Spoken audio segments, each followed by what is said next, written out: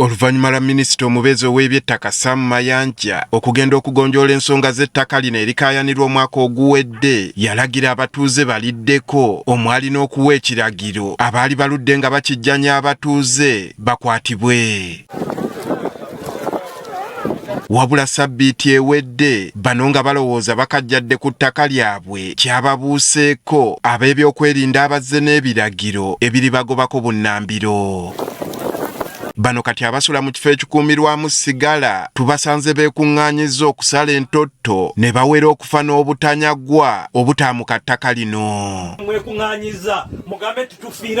Okusinziira ku batuuze balumiriza Brigadier General Peter Nabasa okuyisa olugaayo mu kiragiro kya minisita Sam Mayanja n'atuuka okubaliisa akakanja ng'essaawa zino bafuuse emmomboze. These are the men who came here on Sunday with the letter given by the Deputy RDC of Hoima, directing them that it is true that the minister with his president, they did a mistake, which means that approval of the mistakes of the president and the minister can be done by a mere Deputy RDC. Bagamba kyababuuseeko kuba baasemba okumanya nga munnamagye ono atwaliddwa mu kkomera ate nga ye muntu y'omu abagobaganya. Came with the soldiers around 7, and thereafter another group also came.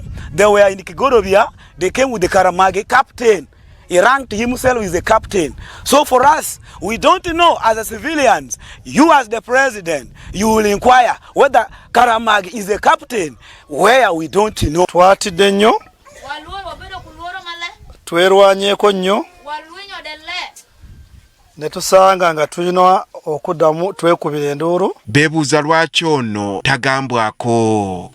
Eyaleese tractor n'Abasa agamba nti tajja kulima.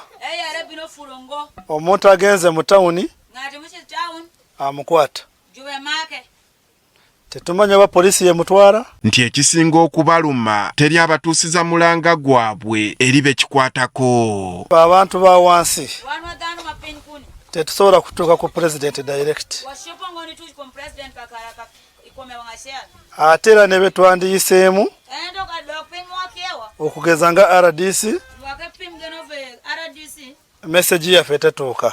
Brigadier General Peter Nabasa gwe tufunidde ku lukomo lw'essimu annyonnyodde ku buvo bw'Enkaayana ku ttaka lino eryali ery'obugazi bwa square miles 4 famire ne balyawuzaamu okugabanyizaako ab'ekyalo. Ategeezeza nti oluvannyuma lwa bano okwesenza ku ttaka lyabwe abamu ku bakulembeze mu kitundu baabasaba babaleke olw'ebbugumu ly'akalulu nga bwe kityo kino kye kiseera balyamuke. After election, I came and passed via the district. I communicated to RDC. I told him I want to go and fence our land, to put the boundaries between our land and that one of the community. And we begin since it is the season, we begin cultivating. Bano bagamba waakiri gavumenti ebasasule bave ku ttaka lino. Itwe tukyalina busobozi haitaka lyaitu. Gavumenti egume esasule ettaka lyaitu lyona.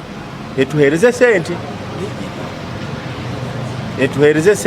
Christopher Aina amyuka RDC w'e Hoima nga naye tumufunidde ku lukomo lwa ssimu ategeezezza nti ensonga z'ettaka lino zaagonjoolwa n'awa amagezi abasirikale okwewala okwenyigira mu bintu by'ettaka. There is a lot of men. My guidance was that I think because we have some generals in that land, I advise that generals should stay away with their soldiers. All the soldiers should withdraw from land issues because we have a presidential directive concerning that. We don't want to put our soldiers in land wrangles. That will not be good for them.